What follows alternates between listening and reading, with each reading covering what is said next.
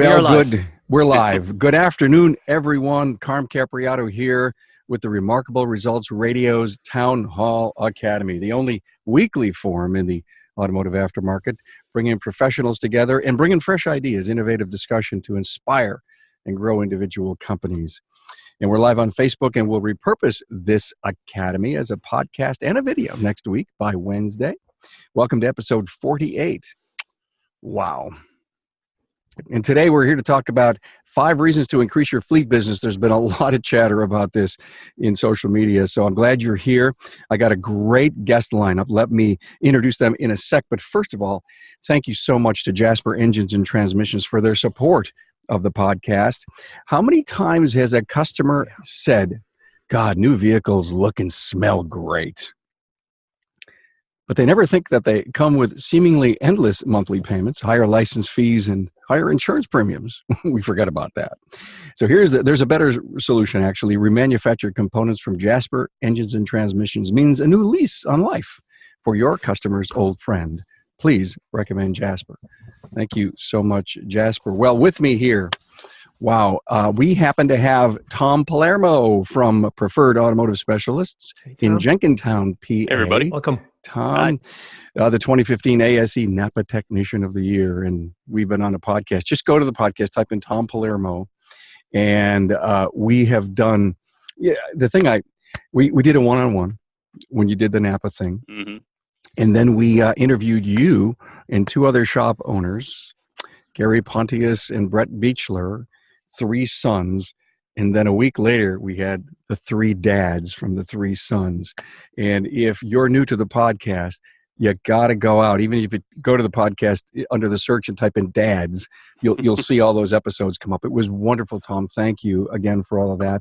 We have Bill Nalu from Interstate Auto Care in Madison Heights, Michigan, William, and John Constantine from Bison Fleet Service, Buffalo, New York, in my hometown.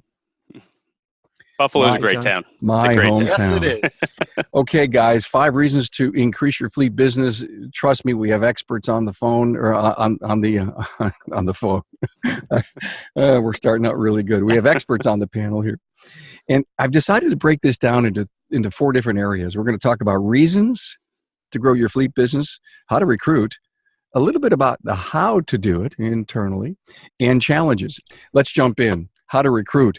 Bill Nalu, you got to ask for the business, I guess. You got to just you got to figure out how to get it, to go for it. If you don't ask her out, you don't get to go out. It's just that simple. You got to ask her out. And there's a courtship involved. A lot of times we think that, we've got this building and it's got all the great signage up and God knows, we've got the Yellow Pages ad, we used to, and now we're spending several $100s a year on SEO and all that stuff. And what we forget is that it only takes 1 fleet to start building off of that. And so in our cases, I don't know about Tom and John, but in our cases, my first fleet account was Dad. Dad was a fleet owner of 4 vehicles. It was Mom and the 2 kids. And Dad was the guy that you had to make happy. And as we've started to see that nuclear family sort of start to separate and when we're looking at what Google has done to the world, everybody's got their own idea of what they want. The kids are going to want to text back and forth with a shop that's able to do that. Mom and Dad don't want to do that. They're from a different generation. And so now, then the next version of that fleet became, in our case, was the post office. And so what we didn't know at the time is first of all, it's not a good business model to have the post office supply you with the parts, let alone go to the depot and pick up the parts. But again, if you're one of those younger shop owners, we're going to be discussing how you're going to either get into this or how you're going to evolve past this to get the kinds of fleet accounts that you couldn't pay millions of dollars in advertising for. Hold me to that by the end of the hour. Okay, we will. Tom, recruitment. How do you recruit a new fleet? It depends on what you're looking to do. It depends on where you want to go. Most people start off similar to Bill, just like we did, and we did work for the post office and found out the same thing as far as the parts and all that. But it was a good stepping stone into getting into the fleet business and understanding how fleets work and what the expectations can be. As far as recruiting goes, we've we've developed to the point where we actually have a salesperson that's out there selling and trying to shake up business. But starting out, you'd be surprised how many of your existing customers can probably steer you to a smaller fleet that's a good place to start. You don't want to start too big, because if you don't know what you're doing, you have to be able to perform. When it comes to fleets and fleet managers, they expect convenience, they expect you to get the job done right, and they expect it done quickly. So you don't want to bite off more than you can chew initially. So it's very important not to go out and try to land that 100-car fleet right off the bat. Start off slow and work your way through it, and you'd be surprised how fast you can get yourself to the point where you can really latch on to some of the larger fleets. And what happens is when you do that, you find yourself thinking outside of the box and looking at other areas of your business and how you can modify what you do on a daily basis to help actually improve your ability to acquire fleets. It's kind of a circular thing. Once you start off and you really get dialed in and you understand what has to be done, you can really help take your shop to the next level by utilizing the acquisition of fleets. But there's no silver bullet as far as acquiring fleets, but I can tell you this: you have to constantly be, like you said, you got to ask her out. You got to be knocking on the door. You have to be making phone calls. You have to be networking with people. You have to constantly be out there trying to market yourself in whatever way you feel you can. But you can't stop. When you start, you have to continue. You can't stop. You said you had a salesperson out there Yes. calling on fleets. Is that a full-timer? Yes. So your fleet business must be a very large part of your overall. It is. It's probably last year it was about 70% of our business was fleet business. So and I can tell you, as someone that does that much fleet business, we still do a lot of private work. I mean, we still do a good amount of private work, but I can tell you this: every fleet has a different need. Every fleet manager wants things done a certain way. So I'm sure we'll get into this later, but we will. You have to make sure you're pliable. Yeah, you have to make sure you're pliable. But when you get to the point where when you're out there, you're going to be told no several times.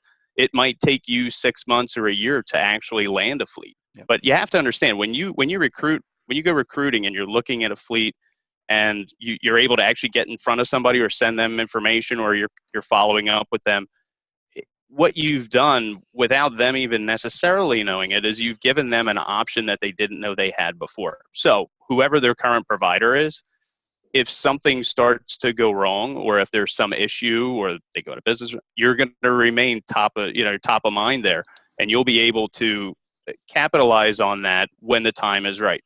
That's why I said it could take 6 months, could take a year, could be a week.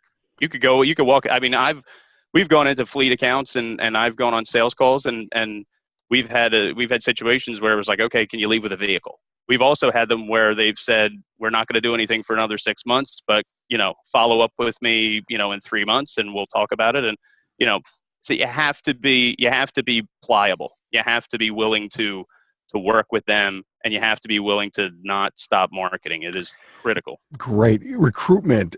John, have you ever had a customer that had their cars fixed that you said, God, they work for this big company down the street. They may have a fleet. Maybe they've got salespeople on the road with, 8 or 9 cars. Have you ever had a recruitment opportunity from an internal candidate? Not from an internal candidate, but what has happened in the past is we've had 2 fleets drive by and their vehicle fails in front of our shop. Not thinking, you always want to help out that person. You go out, help the person. Next thing you know, you start talking. They are part of a fleet. And when that happened to us, fleets were probably 2% of my business. But when that happened, it turned my thinking around that, these people are just regular people. So going out, helping them, talking to them, getting some information, not thinking it was absolutely going anywhere, it went somewhere.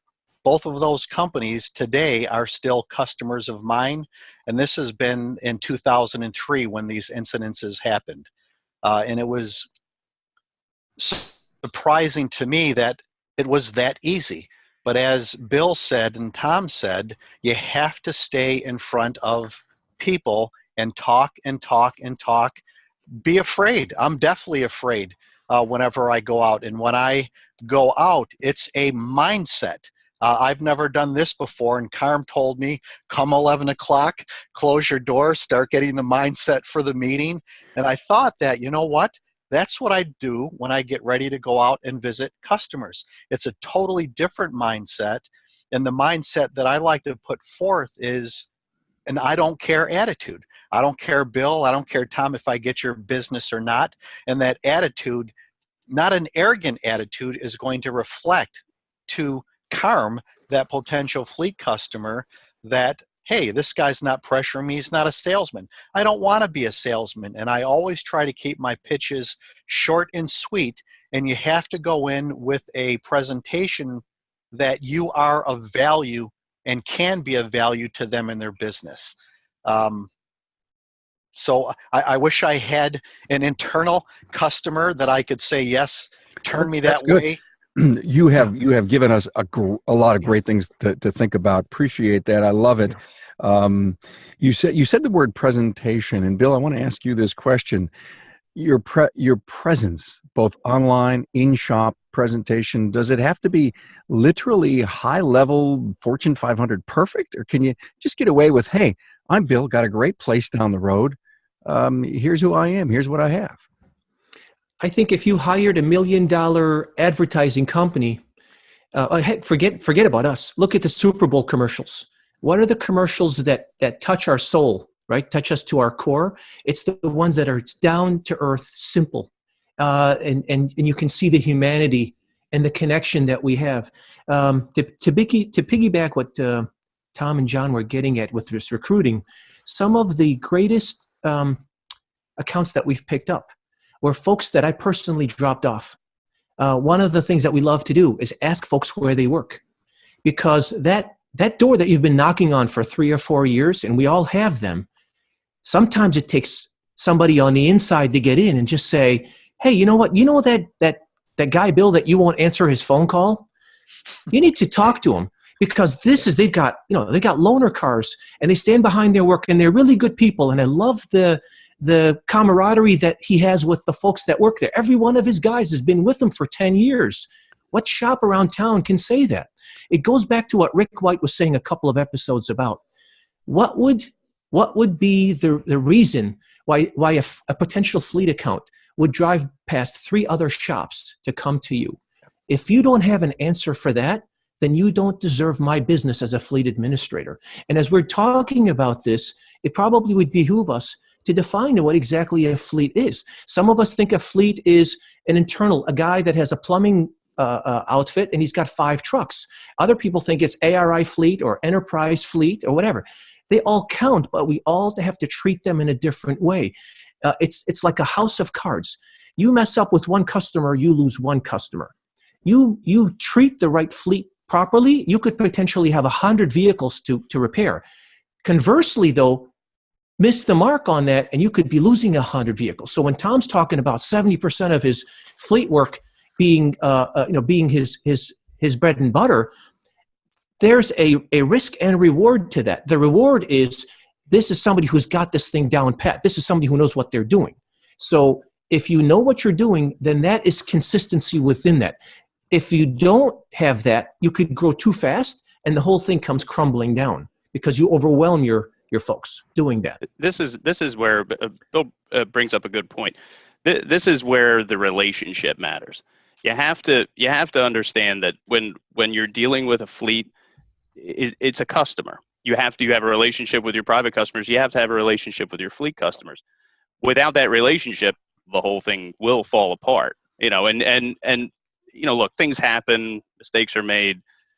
If you've built up a good relationship, you can overcome some of those. You can overcome objections, but you have to make sure that you value that relationship with that fleet manager as the most important thing that is in your business. Because without the relationship, I mean, really, and this goes for fleets, private customers, even employees, it doesn't matter.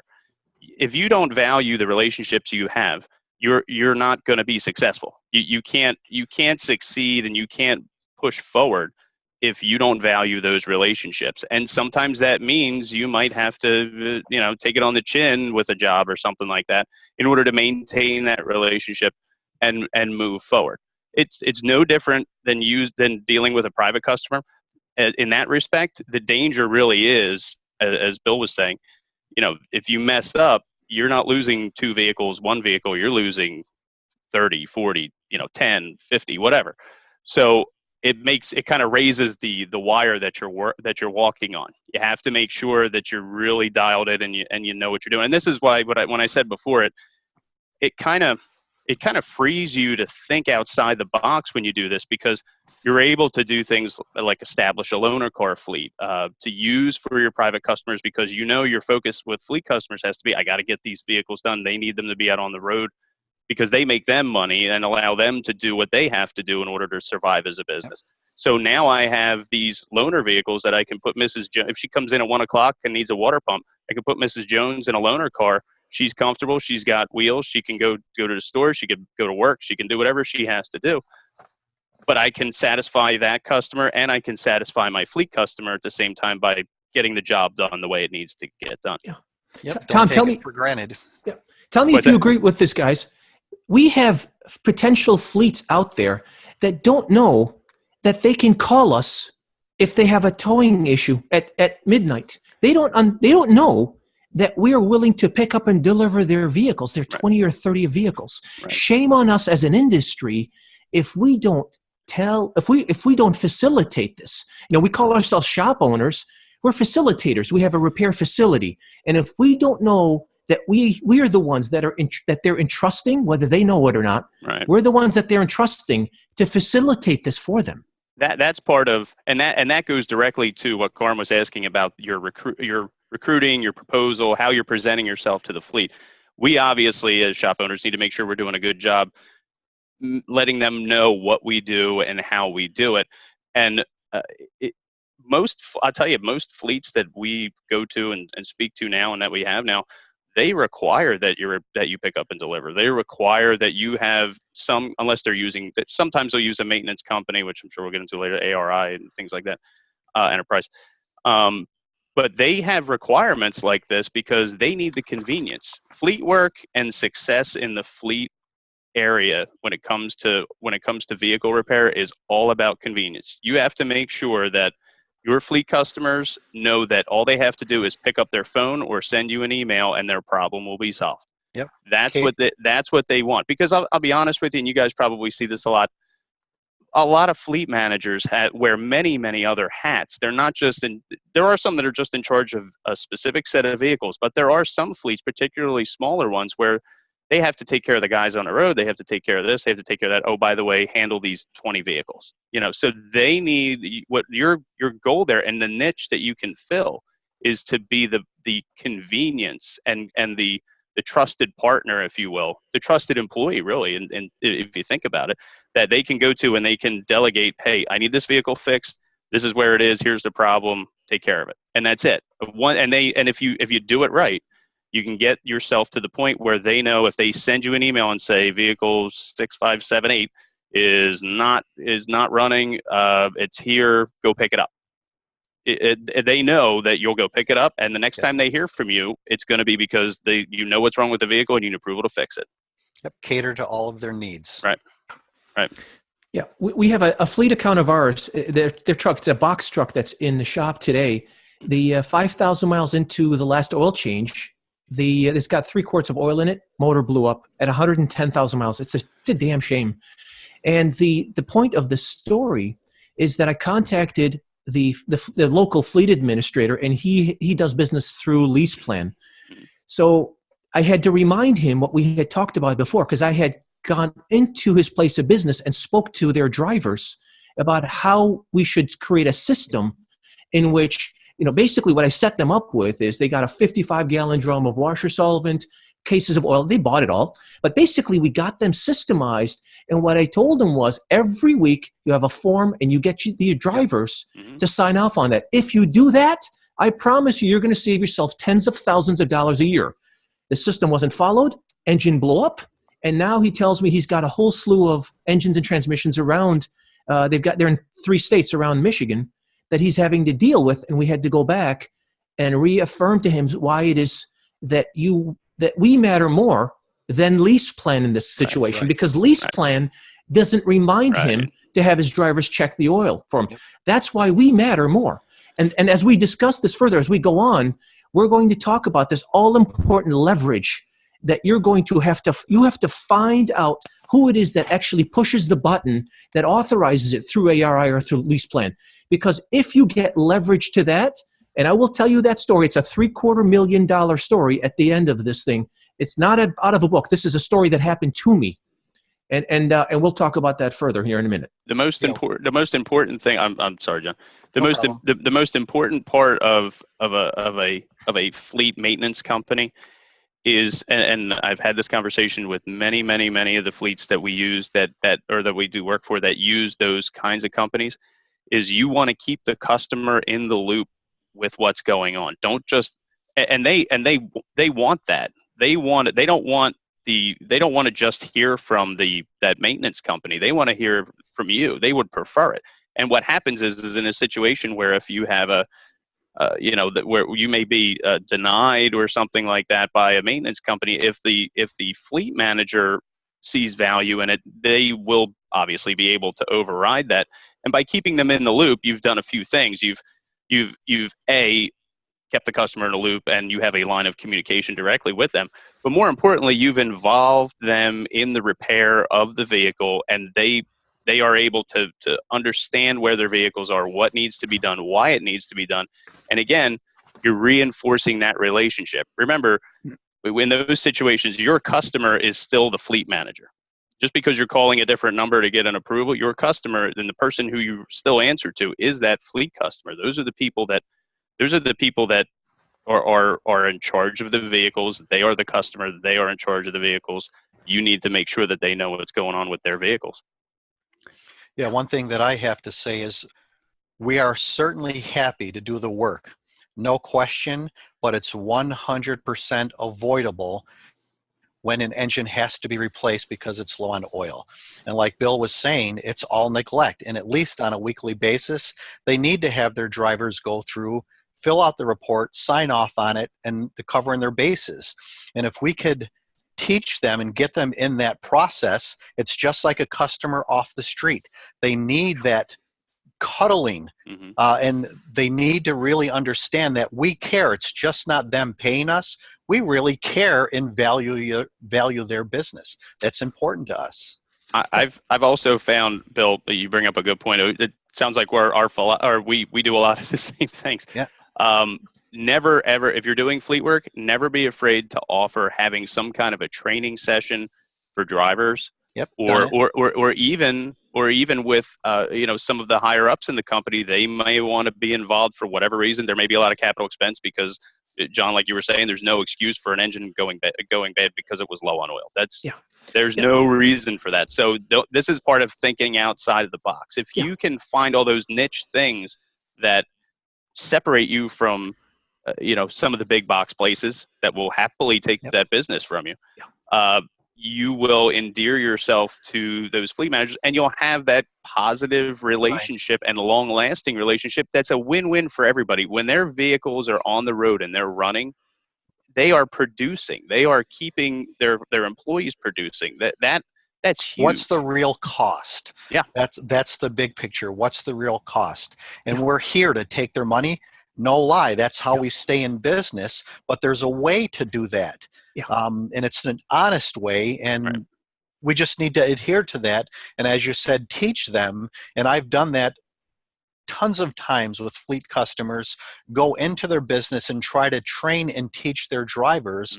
We do that, and then they fall off the wagon because the management at the location doesn't follow up on the procedures. Yeah. Guys, I got to stop for a moment. Bill, hold that thought. I love where this has gone. So appreciate the conversation and the great pointers here. And I'm hearing an awful lot about adding value, and maybe many shop owners don't realize that they can do that to almost an nth degree. That's what I continue to hear. Hey, performance and reliability. That's what Jasper's remanufactured diesel engines provide mile after mile. Interesting. We're talking about fleets and engines here, isn't it? Yeah. Jasper's running complete engines are dynamometer tested with horsepower and torque ratings recorded. There's a nationwide warranty included too.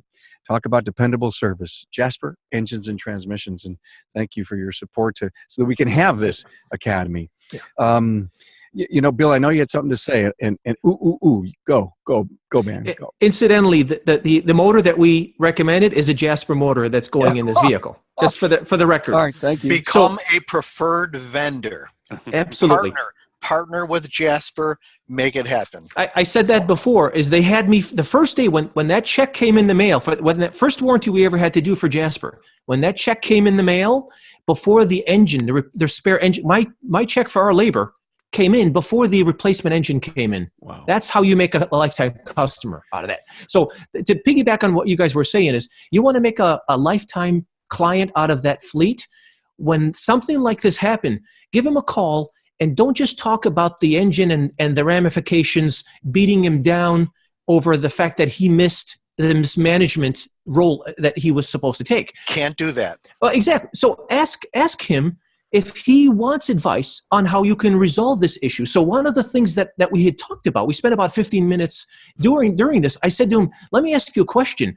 If you guys decide to replace this vehicle and give them a new vehicle, are you going to give this guy that just trashed this engine a new vehicle? And he's like, he doesn't. I'm like, are you out of your mind? You're gonna reward him? You're gonna give the guy that takes the worst care, your words, not mine, the guy that takes the worst care of that vehicle, the brand new truck? What kind of a message are you sending to the other drivers? And so he said, well, what do you suggest we do?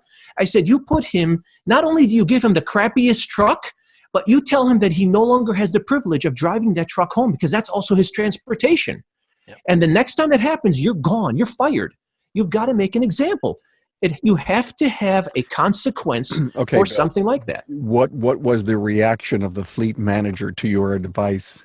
Well, he obviously appreciated it. And so at this point right now, while they're thinking about whether they're going to keep this vehicle or not, more important than what they're going to do with this vehicle is a policy is going to be set in place that I have a role in. They understand that this particular service provider is the go-to person. We don't tow their truck, but we are their towing facility. We don't do body work, but we do their body work. We don't do remote starters, but we are the ones that they call for. We don't do glass in-house, but we are the ones that they call for anything and everything. One-stop shop. Right, that's what you have to be. And I have an interesting story to piggyback off of Bill's. We had a fleet. When we take on a new fleet, we detail every vehicle that comes through the door free of charge. Yep. Full detail inside and out. When we did this this was a few years ago. We did this to the first vehicle of about say it was a 45 or 50 car fleet. Cleaned it up, gave it back to them. They were happy. It was great. So a couple of days go by, and I get the fleet manager gives us a call back, and he's laughing his butt off, and he says, you got me in a little trouble. And I said, well, how's that? He said, well, the CFO came down and was pulled up in the parking lot, got out of the car, walked in the building, and made a beeline for my office and was screaming at me, telling me, why did you buy a new vehicle? I told you we're not buying vehicles this year. So he said, what are you talking about? So he walks him out to the parking lot. He shows him the vehicle that we cleaned. He said, that's not a new vehicle. That's a new service provider that we're dealing with, and they detail all the vehicles the first time they come in. And the guy he didn't know what to do. And we've been working on their vehicles ever since. And, it's that kind of impact. You can have that kind of impact for relatively little cost. It didn't cost us much to clean up the truck. I love your story. Let's move into that personal relationship with the fleet manager. Guys, you guys are doing such a great job, but I want to steer us into that relationship side. Yes, go. Yeah.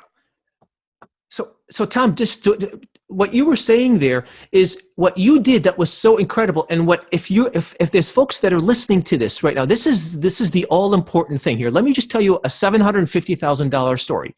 So back about 4 or 5 weeks ago, we did a one with John Epstein and John Bridgewater on supplier relations. Right. And I had told a story about a tire repair.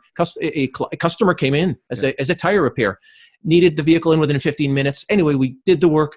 That turned into a $750,000 relationship over the course of about, 5, 6, 7 years. They were bought out and we lost them eventually. But the point of the story was there was a day one time, and it was I won't name the company, but it was one of the bigger one of the fleet administration companies. So I call in, and it's about a $1,500 repair. And on this repair, there's some tires. He had no problem with the rest of the invoice except for the tires. And so he starts browbeating me and says to me, "We're going to need to do better on these tires." I said, "Well, what do you mean? I mean, we make like $25 a tire. We're not in the tire business. We're almost breaking even here. What exactly would you like me to do?" And he said, "Well, you're going to need to do better. I can't tell you that, but you're going to need to do better than that." So my suggestion was at that point, I said, "Well, do you want me just to take the tires off the invoice and then we just sort of do the rest of the work?" His answer to me was, "No, you're going to have to do whatever it takes to do all or nothing." And so that was the gauntlet that was set. And so what that prompted me to do at that point is I reached out to the local manager of this fleet. He got me in touch with the fleet administrator who was out of state that had, maybe about 1,000 vehicles under his care and custody. He contacted me. We spoke for about 10 or 15 minutes. This was early on in the relationship. That was the beginning of essentially drop the keys off and have it done. This was a fleet administrator that said, of course costs matter. Of course I want this to be done as cheap as possible. But I define cheap as doing it the right way. And what that means to me is, if it means you're going to put a Moog ball joint on instead of that Ford ball joint on, because the vehicles that we're running are about 2,000 pounds overloaded, then that's what you do. If you're going to stand behind it like you say you're going to do, then we're going to go that route. This story has even higher ramifications here. What ended up happening from that relationship is the relationship between him and this particular National Fleet Administration company began to devolve because he started to see them as not following what he wanted. They didn't understand what what I understood. That account, and they ended up losing this account, and this company went to a different fleet administration company. I'm not going to say that I was responsible for it, but as God is my witness, I had a role to play in that. And my point about the story is, you, Mr. Shop owner, are that valuable. You are that consequential to them. When we can explain to them that the fleet company that's recommending phasing out of that vehicle in a year because we don't want big problems, and you can explain to them how cheap that maintenance is on that vehicle past 100,000 miles, if we just do the fluid maintenance. When they're saying, "No, we're not going to do any transmission flushes and we're not doing any fluid maintenance, we're just going to go with what we have because we're trading the vehicle in," is that truly what the client wants? Or is it just that they're hearing somebody telling them that we're going to do this conveniently, we're going to get you out of this vehicle in 100,000 miles? Right. That's what we have to do for them. This is why you have to remember, in those, just like you did, right, in that particular kind of situation with those players, the customer, your customer is the most important part of that equation, and the communication and the relationship with that customer, even though it got passed on to somebody past that gentleman, that is where the relationship is. And when you are able to establish that and you're able to work with them, this is what happens. This is a perfect example of why I was saying, when you're in a situation where there's a third party involved, you have to remember your relationship still matters with that administrator, that fleet administrator. That is your customer. Yeah, we can't have the fleet administrative companies dictate the business. The vehicle's there. You know what it needs. They need to be taught why they need what they need on the vehicle. And back to the fleet administrator or manager of the one company, Bill, you were talking about, he understands value. What was the actual cost between the two ball joints and his vehicle being down? It's the actual cost. And the guy's trying to nickel and dime you on the phone, the fleet administrative company, and they can't dictate. They're at the other end of the line. you know what, Bob? Here's why this vehicle needs what it needs. So you're smiling and laughing on the other end of the smile, even though you're mother blanking the guy, you're smiling and laughing, and he's hating you or she's hating you the whole time because they can't get under your skin. This is what you need for your vehicle. Guys, I'm hearing so many great things, and as I'm sitting here listening as a shop owner who's not really doing enough fleet and would love to jump in it, you scared the crap out of me because of the relationship. No, and I'm saying that because I'm going to push the thinking here. Is it hard to deal with the fleet admin? Okay, my AROs may go to 800, 1200, who knows on some of these big jobs. But these guys obviously are in it. Can I get that big? Do I start small? I want to bring it down just a bit. And let's give some hows as to how someone can start, even if they've got a couple of fleets, 8, 9, 10, 12 vehicles. How do we get to that next level? How do we end up talking to the fleet admin? And then, guys, how do we have a real relationship that's politically sometimes supercharged? Don't be afraid, and it takes time. Take that step. Yeah. I was telling Carm my story the other day. I went into a local utility dropping off a customer. My first fleet customer was a daycare with one school bus, 14-passenger school bus. You know what? I found out this company was looking for another repair facility. Let me stop in. I stop in there. I'm sweating. I get into his office. I'm sweating, shaking. What's wrong? I'm sitting here talking to you about doing work on your vehicles, and at this location, I know you have over 300. He said, we put our pants on the same way that you do every day. From that point on, I did not care. That's the attitude. And yeah, we're going to get the piles of no's, but the way you start off is you're going to be afraid, but just do it, because the sustainability of having fleets as your customer to keep your business stable is very, very important. I know that the three of us are into the fleet business. 85% of my business is fleet. Will I say no to the customer off the street? Absolutely not. And you treat them with the same common courtesy as you do every other customer. You treat everyone the same. But just take that step. Don't be afraid. And you have to be ready to make the adjustments and the changes to satisfy that customer. Just be willing to make the change. You have to, don't stay to the way that you started. You have to be willing to change and grow and adjust, and don't be pessimistic. Just do it and adjust as you move along. Yeah. I think there's two things to think about here. First of all, what John is saying is basically get out of your comfort zone. You have to do that. And you know what, really, if you think about it, most of the people that are in this business have gotten out of their comfort zone many, many, many times. This is just another way to get out of your comfort zone and to do it. I can tell you, your story's great. It's a fantastic story.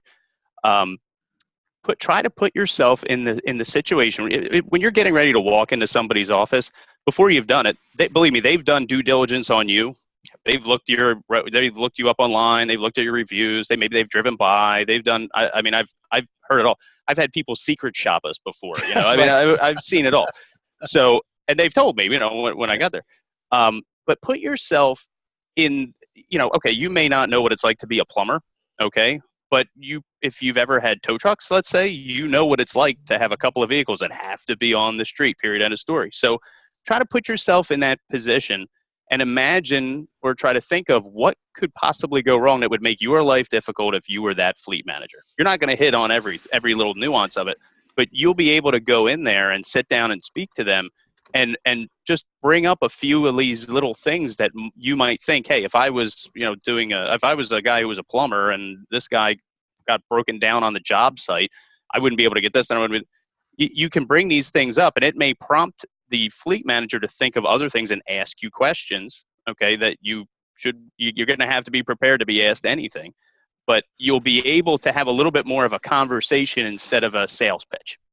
Yep. And I think that's the key. And just like you did, you had a conversation with that fleet manager. You were selling yourself. But I you had never a sweated so much. right. Yeah. But you actually had a conversation. That's really what you want it to be. Because again, we're trying to establish the relationship. That's the key. Yeah. I know I keep saying it, but it's like, yeah, you got the fleet at work. Yeah. Yeah. One of the best pieces of advice I got was from my ATI coach, Kevin Chazzy.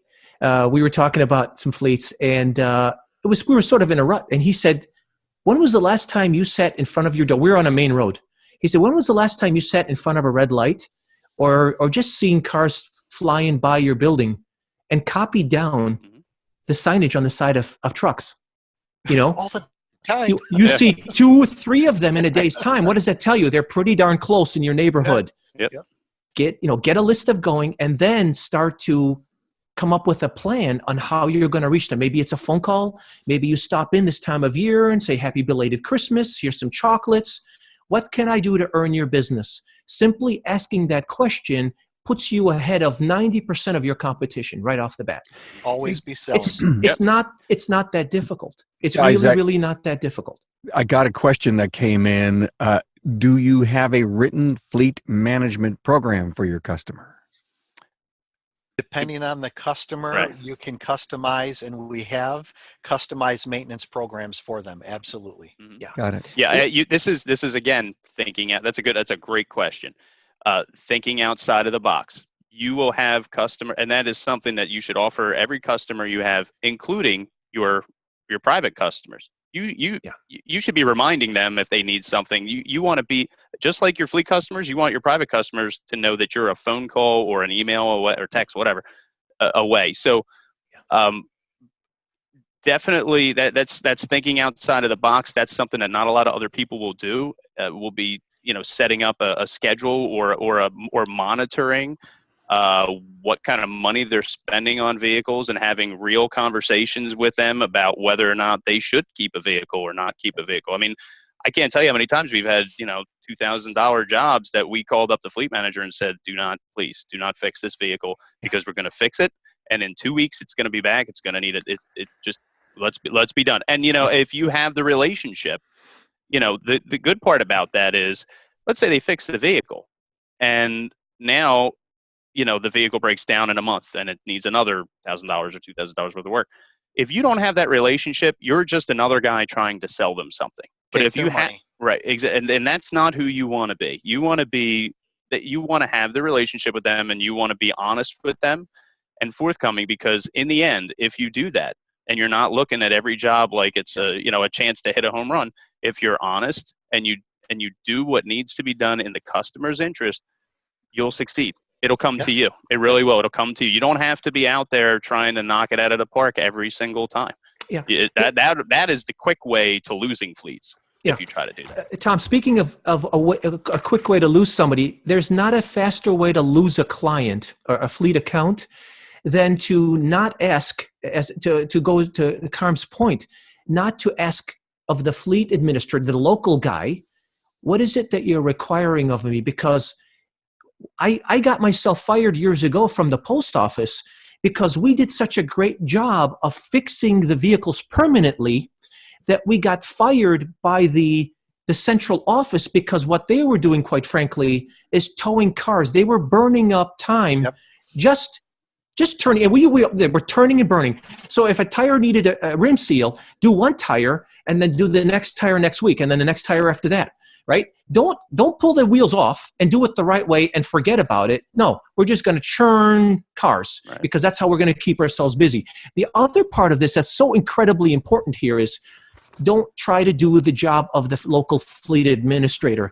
Some of this stuff could get you fired if you start to become so convenient that his boss, the CFO, sees his job sort of being minimized since, hey, you know what, since Tom's doing such a great job for me, he's got me on this great system, I almost don't need Bob anymore. Why do I need Bob full-time? I could drop Bob to part-time.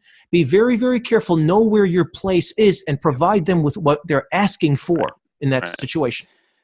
There can be, like I said, the tightrope has raised when you're dealing with in situations like this. You're now in an area where there can be political things going on that are completely beyond your control. There could be and we've all probably had this happen to us. I think John, was it John? You said you had or no, it was Bill. You had a company that got bought out. Yeah, those things happen. I mean, we had a really good account that we had for 10 years. They got bought out by a venture capitalist company, and they decided they were going to do it on their own. They lost a ton of money doing it, but that's what they wanted to do. So, there's a lot of arms and legs when you really start getting dialed in with this stuff. But for the guys starting out, looking at vehicles that are driving around, going to local places that have a couple of vehicles, and just getting your feet in the water and trying to understand what's going on, it's not that hard to do. It's all around us really every day. As you drive around, there's fleets everywhere. Yeah, and here's something really simple as well. The gas station. Stop at a gas station, stay there a while. See who comes in for fuel. Start writing down names of the trucks or the vehicles and taking it from there. That's perfect. You guys in your area know which fueling station is most popular. Stop there and just sit there in the back and just start writing down the names of the companies and contacting them from there. That's what I have my outside sales guys do. So I could tell you that a really effective way to do it is if you see a truck with a problem or a vehicle with a problem and you call, you will become the new superhero. I can tell you for sure. Can you take care of that now? Right, exactly. Yeah. You see a car. I saw a moving company's truck once. It was leaking gas behind it. I couldn't catch the driver. He was gone. But I called the company. We ended up, they're a customer. We started doing work for them, and it was all because I happened to be driving behind them. I happened to see fuel leaking out of the vehicle, and I had my sales guy call, and there you go. That's an easy foot in the door. It's a lot easier to have that conversation that we were talking about when you've provided them with some information that helped them. That's you're going to get a lot more traction that way than guys. I'm going to showing up off the street. Thank you so much, Tom. I'm going to call for a break here and remind us all again about the great support from Jasper. Your customer's engine or transmission is going to wear out. I guess if they keep it long enough, when that day comes, Jasper will be the name to remember. Jasper's remanufactured products cost considerably less than a new vehicle, so it just makes sense to choose Jasper for your customers' drive-train solutions. Thanks again, Jasper. I've totally loved this. You guys brought all your expertise. We're not done, but I want to kind of find a conclusion. Couple of things going through my mind. In fact, I really want to thank Barry Barrett, who's on the Zoom platform. We're chatting back and forth. And he what I didn't know is Barry has an actual outside fleet sales program. And he's with RLO. Have you guys ever put your fleet, salespeople through any kind of training? No, it sounds like a great idea. And I think it's a great idea. And I'll be, if you could send me some information about that, Carm. Yeah, I'd appreciate it. I met Barry in Vegas last month, and he's a great guy.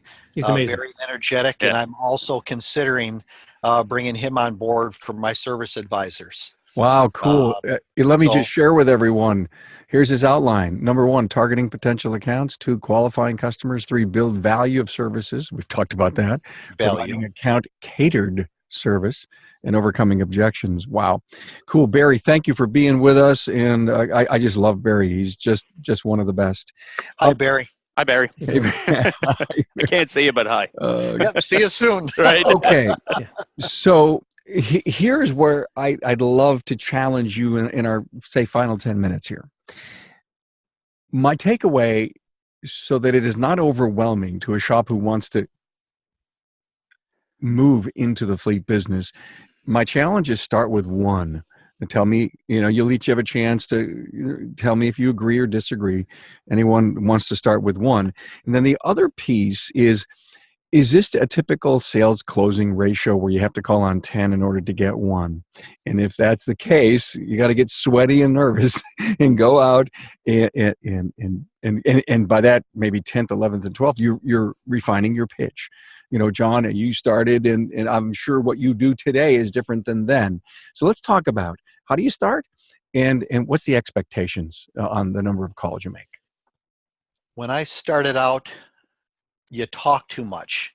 you try to sell and sell and sell yourself, and then you can oversell, and now you're boring the person. So trying to figure out during the first minute of the conversation with the person is trying to pique their interest. And once you pique their interest, stop talking and let them talk. And while they're talking, you're listening. And I know your mind is going, because mine was trying to think what you're going to say next and not paying attention, but listen to what they're telling you. And then what they're telling you, take that and deliver. Deliver on what their needs are, and you'll be successful. Yeah, that sums it up great. I mean, it's, remember, you have an audience. That fleet administrator or whoever you're speaking to is your audience. You have to speak to your audience. You definitely don't want to lose them early. That doesn't work well. And I can tell you that, over the last 20 years, that we've been doing fleet work. If you looked at what we had when we started out versus what we have now, first of all, what it's a lot cleaner, and it's a lot more polished. Sure. And it's also, interestingly enough, much smaller. And that goes right to what John was trying to say, where you sometimes you feel like you have to get all this stuff out. You really need to look at what their needs are. You really need to see what their pressure points are, and that's what you want to focus on. We change our, if we're doing a call where we're actually handing somebody a proposal, we'll change the proposal specifically for that customer. We will modify it. We will Customize it. We will make it the way it needs to be for that customer, because different industries have different pressure points. If they're in a specific industry, we know where that pressure is, and we try to focus how we can help them mitigate some of that pressure. So good. Even during that meeting, make adjustments to where the direction of that call is going, because you're already doing the proposal. So the door is open for you, but listen again, make adjustments if you need to the proposal to get the sale. Yeah, absolutely. Yeah. What's the close rate, guys? Oh, who wants to start? Go ahead, John. You go first. The close rate is, and not what I think, but not my experience, and not to be arrogant, Bill, Tom, Carm, you will become my customer. Mm-hmm. It may not be, and you don't say that to them, but that's the attitude that you have. So you may not get that fleet now. Mm-hmm. You will, if you did your part in the beginning, guess what? They will be calling you. But you can't present yourself as a salesman. Just be genuine. And I go in with a packet of information, short conversation, drop it off, go about your business. And again, it's the attitude where you don't care, but not an arrogant, you don't care. We've had fleets that we've acquired that have taken a year to land. I mean, there's no, when you put out a mailer, they say, oh, well, you're going to get, 1%, 2%, 3%, whatever. Quarter of 1%. Right. Well, that's what it really is. Yeah. It's like 0.1%. But sure. In actuality, what you're doing is you're laying the groundwork and you're planting a seed. And when you plant that seed, it could take 2 months for that seed to grow. It could take 2 days for that seed to grow. It could take a year and a half for the seed to grow. Yep. The most important thing to remember is when you do that, you have to follow up. That's critical, because if you just go out, plant the seed, and then you don't water it, it's never gonna grow. So you don't want to be annoying, but you do want to just stay in front of them. And generally what happens is some companies will move faster than others. Some companies have different needs than others. And it's just a matter of constantly marketing yourself in a relationship-based way. That's really what it's all about. And if you do that, you'll have people that you never hear from again. But most of the time, you're going to find that you're going to start getting traction, somewhere. It usually takes, generally, if you start marketing, you're usually not going to see fruit from that you might get a couple of quick ones, but you're not going to see fruit from that for a couple of months. And that's why you have to keep going, because if you stop, what happens is now you have that lag time again when you start up again. So you have to constantly be marketing. You can't be half in it. No, you got to go full blast. The long-term commitment. Yep. And you always have to be recruiting, basically. Yep. Mm-hmm. just like technicians, right? I guess the problem is you'll have to add on bays. Oh, what a problem! Yeah. Open a second location, do what you got to do. Yeah, and the word our motto is, we won't say no. I mean, if somebody has a vehicle that needs to be repaired, yes. if it moves and it runs and it rolls and somebody can pilot it, which and it stays on the ground, not up in the air, we will repair it. Yep. Because let's be honest, while you may take on a fleet that has snow equipment, or you guys know what that's like, generators, right? Generators, things like that. You don't, what happens is you don't want to be the guy who says no. And can we fix a generator? Can we fix the electrical side of it? Probably not. But can we fix the part that makes it run? Yeah. It's a small engine, or it could be a big diesel engine or whatever.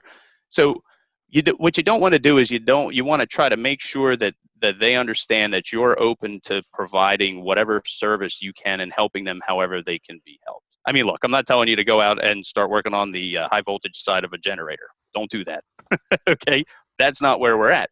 But most of the time, you're in a situation where, a guy may have 3 plow trucks and one of them goes down in the middle of a storm. And yeah, right, maybe you don't know a lot about snow plows or something like that, but, it's a 12-volt system, a bunch of solenoids and hydraulics. We deal with this every day. You can get a service manual, and we're mechanical people. We can figure this out.